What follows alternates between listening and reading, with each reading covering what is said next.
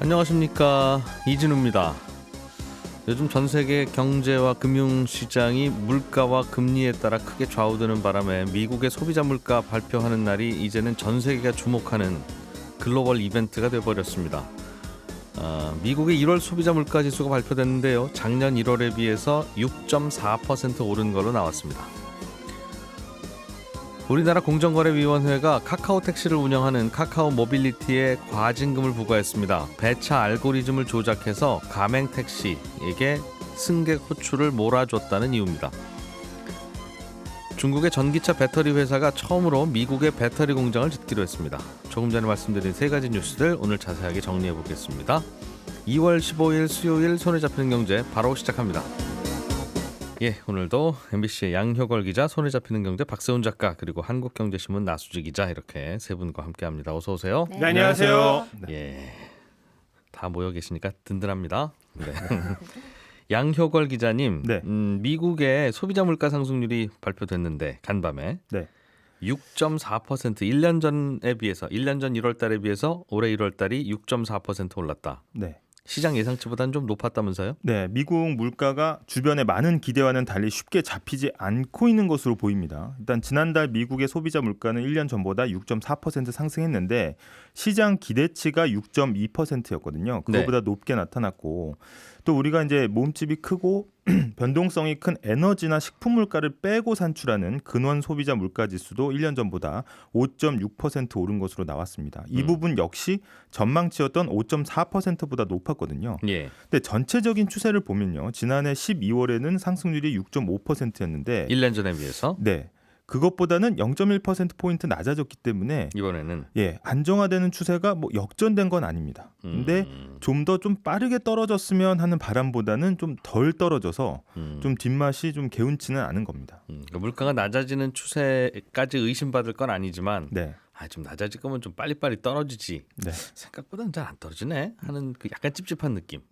바로 그 느낌이고, 뭐 현재 상황을 좀 쉽게 비유를 해보자면, 뭐 시험 성적이 작년 여름에 제일 안 좋았고요. 거의 바닥을 찍었었는데 이제 정신 차리고 공부하기 시작한 겁니다. 물론 목표는 100점인데 이건 당장은 쉽지 않아 보이고 계속 이제 공부를 해서 성적 올리고 있는데, 원래 지난달 월말고사 목표가 75점이었는데 이번에 채점 결과를 보니까 한 70점 정도 나온 겁니다. 그래서 혼내려고 보니까 성적이 안 오른 게 아니고 7개월 연속 좋은 성적을 받은 거거든요. 그래서 이번 달 목표에는 못 미쳤지만 그래도 꾸준히 오르고 있으니까 이걸 뭐라고 할 수는 없고, 그렇다고 뭐 성적이 아예 떨어진 것도 아니고, 그래서 성적이 그래도 좀 올랐으면 됐지 하는 사람도 있고, 목표보다 빨리 안 오르네 하고 걱정하는 사람도 지금 약간 섞여 있는 그런 상황입니다. 그런 분위기. 물가. 이번에 예상치보다 높게 나온 이유는 뭔가 예상을 좀 잘못한 건데, 뭐가 좀 생각보다 더 올라서 예상치를 상회했어요? 일단 가장 큰 원인으로는 이제 주택, 임차료 등 주거 비용하고 에너지 가격을 꼽습니다. 그래서 1월 주거 비용이 1년 전 같은 기간보다 7.9% 올라서 사실 근원 CPI라고 이제 코어 CPI 상승분의 거의 60%를 혼자 올렸거든요. 게다가 이제 7.9% 오른 게 1982년 이후 처음이고요. 주거비 하나가 확 오르면서 평균을 끌어올린 거고, 지난 연말까지 그래도 좀 진정세를 보이던 에너지 물가, 이게 다시 고개를 쳐들면서 인플레이션 잡는데 회방을 놓은 것으로 좀 나타났습니다. 그래서 이 에너지 물가 지수도 한 1년 전보다 8.7%가 올랐습니다. 특히 휘발유하고 천연가스가 좀 확 오른 것으로 나타났고요. 또 지난번에도 한번 설명을 드렸지만 이번에 미국이 소비자 물가 산정 방식을 소폭 바꾼 것도 영향을 줬을 거란 분석이 나옵니다. 주거 비용이 많이 올랐는데 이 주거 비용의 반영 비중이 또 소폭 더 올랐기 때문에 좀 더 많이 반영이 된 거고, 최근에 시장 가격은 꺾이기 시작했지만 이게 통계 수치까지 반영되기엔 시차가 걸리기 때문에 아직은 굉장히 높게 유지가 되고 있습니다. 그리고 마지막으로 이제 계절적인 요인을 지적하는 전문가들도 있는데요. 계절 요인은 물가와 무슨 관계가 있어요? 일단은 1월이 경기 주기로 봤을 때 가격을 새로 세팅하는 시기라는 겁니다. 그러니까 새해도 되고 했으니까 이 메뉴판도 좀 싹 바꾸면서 가격도 좀 올리고 이런 시기라는 것이고요. 지난해 말에 많은 전문가들이 이 미국 경제가 2023년에는 하락세로 접어들 것이라는 예상이 이제 우세했는데, 그런 걸 감안해 본다면 여름쯤에 미국이 경기 침체 국면으로 들어간다고 치면 이 사업자들 입장에서는 지금이 가격을 조금이라도 올려놓을 수 있는 마지막 기회다, 이렇게 볼 수 있다는 겁니다. 1월이라 그랬다? 네. 작년 1월이랑 비교한 거잖아요. 네. 그게 작년 1월에도 근데 이제 전망에 영향을 미쳤다는 거고 이게 음. 월스트리트 저널의 이제 전문가를 인용한 건데 여름쯤 이제 경기 침체가 오면 예. 지금이 이제 마지막이다라고 판단을 했다는 겁니다. 그래서 물 가격을 좀 더 올렸을 수 있다. 예, 미리 선반영해서 올렸을 수 있다라는 거죠. 네. 그렇군요. 뭐 주식 시장은 그래도 물가가 계속 오르는 보다 큰일 났다가 아니라 네. 약간 찝찝하긴 하지만 뭐 대세에는 지장 있겠나? 뭐 네. 내리는 거지 물가는 이런 생각이었나 봅니다. 뭐 주식 시장 큰 충격은 안 받았던 것 같고. 네, 혼조세를 보이면서 밤사이 미국 뉴욕 증시가 마무리됐고요. 예. 그다음에 이제 우리가 또 계속 이 이벤트에 이제 주목을 하는 이유가 역시 금리 때문인데 이 물가 상승세가 예상보다 좀 고착화될 거다 올해 이는 가능성을 좀 현지 언론들도 지적을 하고 있습니다. 그래서 연준이 추가 금리 인상 가능성을 또 언급하기도 했고요. 그래서 미국 금리를 결정 회의가 또 다음 달에 열리거든요. 그래서 시장은 물가도 좀 잡혀가고 있고 제롬 파월 의장도 그 물가 상승세 둔화를 뜻하는 디스인플레이션 언급했으니까 네. 원래는 3월에 한 차례 소폭 올린 다음에 이후에는 좀 멈추지 않겠느냐 이런 전망이 있었는데 이게 조금씩 흔들리면서 불안해지는 모습을 좀 보이고 있고요. 더 올라간다는 거예요 예상치보다? 예상치보다는 금리 상당히 올라갈 수 있다. 상당히 올라갈 수도 있다. 그래서 생각보다 오래 그리고 높게 갈 수 있다는 전망에 힘이 좀 실리고 있습니다. 그래서 CPI가 예상에서 크게 벗어나진 않았지만 그렇다고 금리 그만 올리고 태세 전환할 만큼 좋은 수치도 아니라는 그런 뜻입니다. 우리나라 금리도 뭐 당분간 지금 금리가 높다면 네. 고공행진이 조금 더 이어질 수도 있겠네요. 생각보다 그 기간이 길어질 수도 있다는 뜻이군요. 네, 맞습니다. 그래서 뭐 시장에서는 좀 낙관적인 전망은 이제 상반기까지는 좀 긴축을 이어가다가 하반기에는 예. 좀 내려갈 거라는 예상이 있었거든요. 이런 상황에서 이번 달 23일에 그러니까 다음 주 목요일에 한국은행이 기준금리를 결정하는데 이게 굉장히 궁금하겠어요. 요즘 우리나라 시중금리의 특징이 어딜 가도 한국은행 기준금리보다 다 금리가 낮다. 네. 시중금리도 낮고 은행 이자율도 낮고 네. 그 말은 기준금리가 지금은 저렇게 높아도 곧 내려갈 거라는 생각들을 다들 하고 있어서 그런 건데 네. 이 예상도 조금 흔들릴 수도 있겠습니까? 네. 이 추가 금리 인상할지 예측하기 쉽진 않은데 현재 이제 기준금리가 3.5% 수준이거든요. 근데 지난달 13일에 금통위에서 그 위원들의 절반이 기준금리 최종 수준이 3.75%까지는 갈 거다 이렇게 예측을 했거든요. 예. 원래 이달 금통위에서 앞서 말씀하신 것처럼 금리를 좀 동결할까는 전망이 좀 우세했었습니다. 근데 지금 앞서 보신 것처럼 미국 물가 그리고 우리나라 물가도 쉽게 잡히지 않는 상황에서는 이거 그러면 또 한 차례 좀 더 올려야 되는 거 아니냐 이런 또 관측에 힘이 실리고 있고요. 특히 또 3월에 이제 FOMC 미국의 회의가 있고 우리는 또 3월에 또 쉬고 4월 달로 넘어가거든요. 이번에 안 올리면 한 2달간은 올릴 기회가 없으니까 네. 근데 미국이 만약에 좀 선제적으로 올리거나 좀 크게 올렸을 경우에는 따라가야 되니까 금리 또 차가 더 벌어질 수 있기 때문에 고민이 깊어지는 상황입니다. 잘못하면 기준금리 4%도 보겠다. 네. 는 얘기죠. 네. 예, 나수지 기자님 네. 택시 얘기 좀 해보죠. 택시. 네. 요즘 저도 가끔씩 택시 잡는데 택시가 좀 잘 잡힙니다. 요금 오른 다음에. 요금 오른 다음에 저도 덜 타고 네. 아마 그러니까 잘 잡히는 모양이에요. 카카오 택시를 많이 이용하는 분들이 있을 텐데 네. 과징금을 250억 원 넘게 부과했군요. 네, 이게 우리가 카카오 택시 앱에서 택시 부르면 뭐 다 똑같은 택시 오는 것 같지만 이게 종류가 사실은 두 종류입니다. 하나는 카카오 택시에 소속된 가맹 택시가 있고요. 예. 다른 하나는 카카오 택시와 관련 없는 일반 택시가 있거든요. 근데 카카오 택시 앱에서 이 수수료 없이 택시 부르는 일반 호출을 하면 이 두 종류의 택시 중에서 카카오 택시가 골라서 배차를 해줍니다. 제일 싼 거 부르면 네, 예. 그냥 추가 요금 없는 거 걸로 부르면요. 일반 네. 호출로 부르면 네. 아무거나 오는데 둘 중에 하나가 네. 근데 예. 지금 쟁점은 카카오 택시가 이 둘 중에 카카오 소속 가맹 택시에 유리하도록 알고리즘을 짜서 일부러 코를 몰아줬는지 아닌지입니다. 그러니까 자기 회사 소속 택시에 일부러 좀 혜택 줘도 그게 문제가 되나 싶을 수도 있지만 예. 이 카카오 택시 앱이 택시 호출 시장에서 점유율이 지금 95% 정도 되거든요. 그러니까 시장을 거의 지배하다시피 하는 기업입니다. 예. 그러니까 이런 위치를 이용해서 자기네 가맹 택시에 좀 혜택을 주고 그래서 가맹 사업을 키운 거라면 공정거래법상 문제가 될 수도 있다라는 거죠. 그래서 공정위 판단은 카카오 택시가 일부러 가맹 택시에 콜을 몰아줬고 예. 그래서 2019년 말만 해도 카카오 택시 가맹 택시 시장에서 카카오 점유율이 15%밖에 안 됐는데 2년 뒤에는 70% 초반까지 점유율이 4배 이상으로 뛰었다라는 겁니다. 그래서 공정위가 250억이 넘는 과징금을 부과한 거고요. 카카오의 가맹 택시라는 건 카카오가 택시 회사를 인수해서 그 회사 택시가 이제 우리 택시 이게 아니라 네, 마치 회원 가입하듯이 네 맞습니다. 택시 회사는 뭐 여러 군데 있겠으나 저희는 그냥 카카오 가맹 택시라고 하고 회비 냅니까 그럼? 네 맞습니다. 회비를 내고요. 그리고 개인 택시도 가맹 택시로 가입을 할 수가 있습니다. 그러면 몰아주면 좀 불공정한 게임이긴 하겠네요. 아 저거 가입해야 콜이 좀 들어와라고 하는 생각들을 다들 하시면 싫어도 가입하고 뭐 그럴 테니까. 네, 맞습니다. 한 3.3% 정도 수수료를 내는 걸로 돼 있는데 그러면 카카오한테 유리한 거니까 그 사업을 키우려고 알고리즘을 좀 조작한 게 아니냐라는 게 쟁점입니다. 그러니까 길에서 그냥 손 들고 택시 잡으면 내가 낸 택시 요금 다 그 택시한테 가는데 네, 똑같은 택시를 카카오로 부르면 3.3을 떼는군요. 네, 맞습니다. 그런데 카카오가 그 가맹 택시한테 콜을 몰아줬는지 아니면 공정하게 콜을 뿌렸는지를 어떻게 알았어요? 그게 좀 쟁점인데요. 예. 카카오 택시도 콜 배정할 때 기준이 있지 않겠습니까?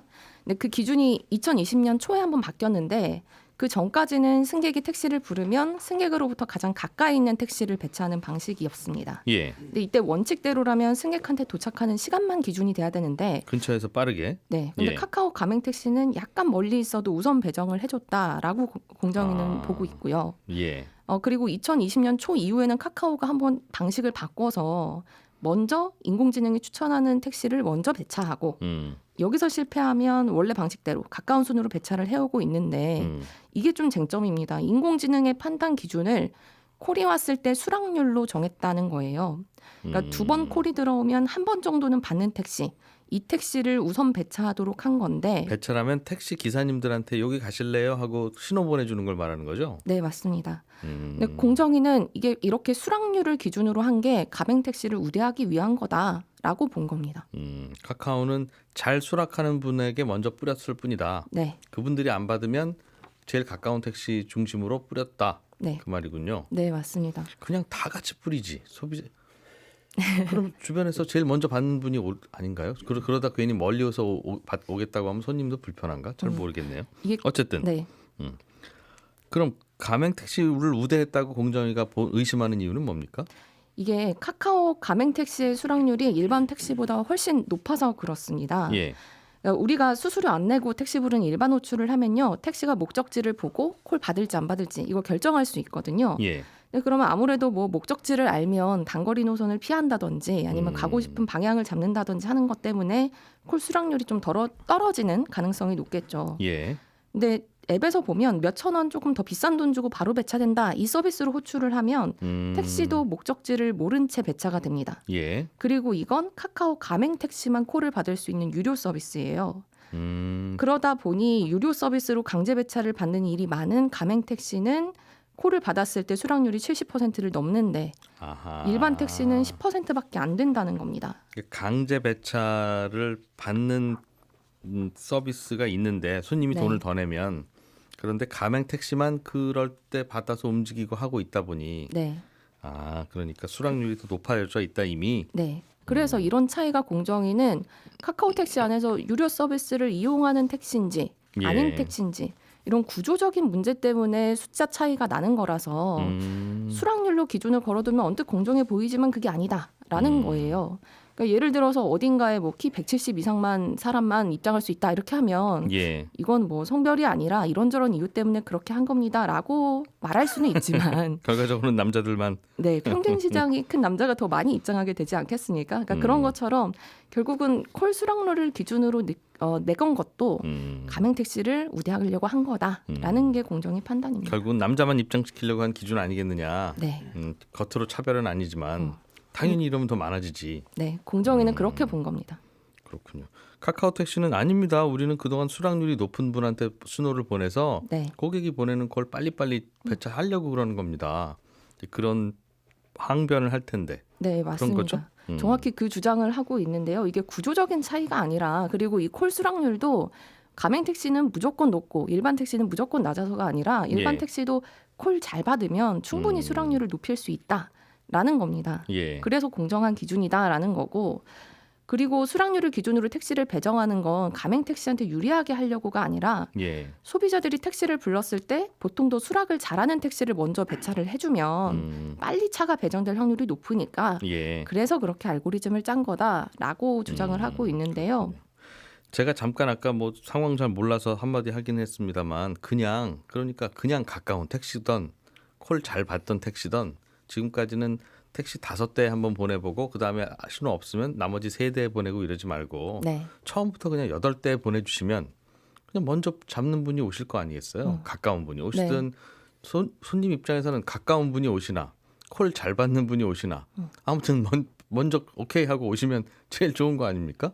네, 그러니까 이 굳이 이걸 순서를 나눌 이유가 있나 모르겠네요. 그러니까 카카오 어쨌든. 입장에서는 이렇게 하면 손님들한테 오히려 더 효용이 크다는 거예요. 불렀을 때 빨리 오는 게 손님들의 효용이다라고 네. 보고 있는 거죠. 근데 이 뉴스가 사실 중요한 게요. 예. 이 택시 시장 자체에도 공정위 결정에 영향을 미치겠지만 이게 좀 더 크게 보면 플랫폼 사업자가 한쪽 영역에서 좀 시장의 지배적인 지위를 가진 채로 예. 다른 쪽의 사업에 진출을 할 때 이걸 어떻게 볼 건지 이 태도와도 좀 연결이 돼 있어서 플랫폼 업계 전반에서 주목하고 있는 뉴스였는데요. 이번 결과를 놓고 보면 정부는 플랫폼 사업자들이 지배력을 네. 여기저기서 활용하면 그거를 안 된다. 좀 깐깐히 좀 더 보겠다. 깐깐하게 보겠다. 네, 그쪽으로 판단한 걸로 보입니다. 이러면 이제 백화점에서 PB 상품 눈에 잘 띄는 곳에 놓는 것도 안 되지라고 할 거고 그렇죠? 편의점 가도 PB 상품 있잖아요. 네. 전제는 그 백화점이나 편의점이 시장 지배적인 위치를 점하고 있느냐 아니냐. 이거는 카카오 택시가 워낙 지배력이 강하니까 내린 조치다 그 말이군요. 네, 그렇습니다. 알겠습니다. 이것도 카카오는 수긍을 안 하니까 계속 다투겠네요. 네, 법정으로 지켜보죠. 갈 가능성도 있습니다. 예. 박 작가님이 준비해 오신 소식은 전기차 배터리를 만드는 중국 회사, 네. 굉장히 유명한 회사인데 네. CATL이라고. 이 회사가 배터리 공장을 해외에 짓기로 했는데 여기까지야 뭐 뉴스 아닙니다만 네. 그게 하필이면 미국이다. 그렇습니다. 중국과 미국이 요즘 사이 제일 안 좋은데. 그렇죠. 이게 지금 어떤 의미가 있는 거냐면요. 예. 미국하고 중국하고 사이가 안 좋으니까 미국이 내세웠던 것 중에 하나가 인플레이션 감축법이라는 게 있습니다. 예. 이게 이름이 좀 거창한데 거칠게 요약하면 앞으로 전기차는 미국 공장에서 최종 조립된 것만 보조금 주고 세액 공제해주겠다라는 거고 예. 미국에서 만들어진 전기차라고 해도 그 전기차 안에 해외 우려 기업이 만든 배터리가 들어가 있으면 보조금을 안 준다는 거거든요. 해외 우려 기업. 네. 근데 이게 사실상 중국의 배터리 기업을 겨냥한 거다라고 봐도 무방합니다. 그러니까 중국 배터리 회사들이 만든 배터리 쓰지 마라. 이거 들어가면 우리 보조금 안 준다. 그게 미국 정부 방침인데. 이런 방침이었는데 예. 요 뉴스가 이제 여기서부터 중요한 겁니다. 중국 기업들이 우회 전략을 쓰기 시작한 거예요. 어떤 식으로 썼냐면 말씀하신 CATL이라고 네. 전기차 배터리 점유율 1등인 기업이 미국 자동차 회사 포드랑 손을 잡은 겁니다. 네. 이게 아주 자세한 계약 내용은 공개가 안 됐습니다만 포드가 100% 지분을 갖는 합작 회사를 만드는 건데 포드가 100% 지분을 가지면 합작은 아니고 네. 중국 회사가 납품하는 형식이겠네요. 그렇게 되는 거죠. 예, 예. 보통은 이렇게 자동차 회사랑 배터리 회사랑 손잡고 공장 만들면 지분을 50대 50으로 하거든요. 보통 반반씩 하죠. 그렇죠. 근데 이번에 미국 자동차 회사가 지분을 100% 만든 구조로 만들어 버리면 예. 중국의 지분은 전혀 안 들어가기 때문에 서류상으로는 100% 미국 회사가 됩니다. 예. 그러니까 포드가 미국에서 만드는 중국산 배터리는 미국 회사가 만든 배터리가 되는 거예요. 그러면 미국 정부의 보조금이랑 세액 공제를 받을 수 있게 되는 겁니다. 예. 그리고 이제 중국 회사는 배터리 만드는 뭐 기술만 전해주고 나중에 매출의 몇 퍼센트 이런 식으로 로열티를 받는 구조로 갈 것 같습니다. 그렇군요. 그렇게 우회 전략을 써버리는 거죠. 중국산 배터리를 갖다 쓰긴 써야 되는데 네. 미국 정부가 못 쓰게 하니까 네. 이거는 중국산 배터리 아니에요. 아닙니다라고 라고 포장을 하는 방법으로 네. 결국은 CATL이 가서 만들어 주는데 네. 와. 그리고 이 뉴스가 또 하나 중요한 건 뭐냐면 예. 우리나라 배터리 업체들한테 굉장히 안 좋은 뉴스예요. 왜냐하면 바이든 정부가 그 인플레이션 감축법을 추진할 때는 우리나라 배터리 업체들한테 한편으로는 기회였습니다. 예. 왜냐하면 중국산 배터리를 못 쓰게 되니까 그거 전부 다 한국산 배터리로 쓰지 않겠냐라는 얘기들이 나왔거든요. 그런데 이렇게 중국 배터리 회사가 미국 자동차 회사랑 합작해가지고 미국에 공장 짓고 중국산 배터리를 납품하게 된다면 우리나라 업체들한테는 굉장히 큰 위기 요인이 되는 거죠. 그렇군요. 중국산 라면 먹지 마세요. 만약에 이런 조치를 내렸으면 우리나라 라면 회사가 중국 라면 사와서 포장지만 갈아서 그렇습니다. 하는 게 되는 한편으로는 그런 생각하실 거예요. 듣고 예. 그럼 우리나라하고 중국산 전기 배터리밖에 없느냐? 예. 꼭 그런 건 아닌데 전기차는 요새 이런저런 회사들이 많이 만들고 있지만 예. 전기차 배터리는 우리나라 거 아니면 중국 거 이렇게 크게 양분되어 있는 게 지금 배터리 거의 둘 중 하나인데. 네, 제조 시장이거든요. 근데 또 두 나라가 만든 배터리는 뭐가 다르냐? 음. 우리나라 거는 똑같은 크기의 배터리라도 전기를 더 많이 저장할 수 있어서 에너지 효율이 좋습니다. 예. 이 얘기는 한 번 충전해서 더 멀리 갈 수 있다는 거예요. 효율은 좋고 다 좋은데 가끔 화재가 발생하고 사고가 많이 난다면서요? 가격이 비쌉니다. 원재료가 좀 달라서. 네, 중국 거는 정반대로 에너지 효율은 좀 떨어지지만 대신 가격이 싸고요. 그럼 왜 한국 거는 비싸냐? 배터리에 들어가는 재료가 코발트, 니켈, 망간이거든요. 우리나라 거는. 우리나라 배터리는 네, 반면에 중국에서 만드는 건 주로 철을 씁니다. 코발트, 니켈, 망간은 비싸고 네, 철은 싸니까. 쌉니다. 그리고 코발트, 망간, 니켈은 앞으로 가격이 올라갈 가능성이 더 높습니다. 왜냐하면 귀하니까. 풍력, 태양광 발전 이런 게 더 발전할수록 코발트, 망간, 니켈을 많이 쓸 거거든요. 예. 그러면 수요가 되니까 가격이 올라갈 가능성이 굉장히 높아요. 근데 이런 상황에서 이제 중국 배터리 회사들이 미국에 공장 짓고 거기서 미국에 납품을 하고 미국 자동차 회사들이 중국산 배터리를 쓰게 된다면 예. 가뜩이나 요즘 중국산 배터리가 효율이 좋아지고 있다는 평가가 나오고 있는 시국에 굉장히 안 좋은 뉴스가 되는 거죠. 그래서 미국과 중국이 사이 안 좋은 게 어찌 보면 우리나라 배터리 회사한테는 기회다. 네. 저 미국의 저 거대한 배터리 수요를 결국 우리나라가 다 받아내야 되니까 네. 라고 은근히 좋아하고 있었는데 중국산 배터리가 이런 식으로 치고 침투를 들어오면 하고 오면 고민이 깊어지죠. 다만 야, 한 가지 변수는 남아 있습니다. 바이든 대통령이 과연 이 포드와 중국 배터리 회사의 합작을 가만히 두고만 보겠냐는 겁니다. 예. 인플레이션 감축법이라는 게 어떻게 보면 미중 갈등의 어떤 상징적인 법안인데 중국 배터리 회사가 이렇게 그 법안을 우회해서 들어오는 걸 그대로 보겠냐라는 거죠. 아마 뭔가 조치를 취하긴 할 텐데 이 법이 지금 시기상으로는 3월 말쯤에 이제 확정이 되는 걸로 돼 있거든요. 예. 그 전에 바이든 대통령이 어떻게 대응할지 이게 또 관전 포인트가 될 수 있습니다. 그리고요. 그리고 어제 취재하면서 궁금했던 게 포드 생각이었는데 예. 중국 배터리 업체 입장에서야 뭐 미국에 공장 짓고 하는 거니까 땡큐 이렇게 할 수 있지만 포드는 지금 바이든 정부의 어떤 정책에 반기를 든 거거든요. 그래서 살짝 알아보고 지었을 텐데 했을 네, 텐데. 분명히 그랬을 텐데 그러니까 오케이 사인 준 거 아니겠습니까? 모르겠습니다. 이건 포드 쪽에 물어봐야 되는 거라 여기까지 야, 취재가 안 됐습니다. 시끄럽게 하지 말고 조용조용히 해. 우린 눈 감고 있을게. 네. 한 것 같기도 하고. 네. 그러면 큰일이고 우리 입장에서는. 그렇습니다. 예, 양혁월 기자, 나수지 기자, 박세훈 작가 이렇게 세 분과 함께했고요. 저희는 내일 아침 8시 30분에 다시 돌아오겠습니다. 이진우였습니다. 고맙습니다.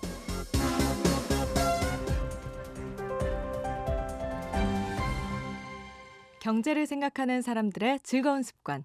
이진우의 손에 잡히는 경제.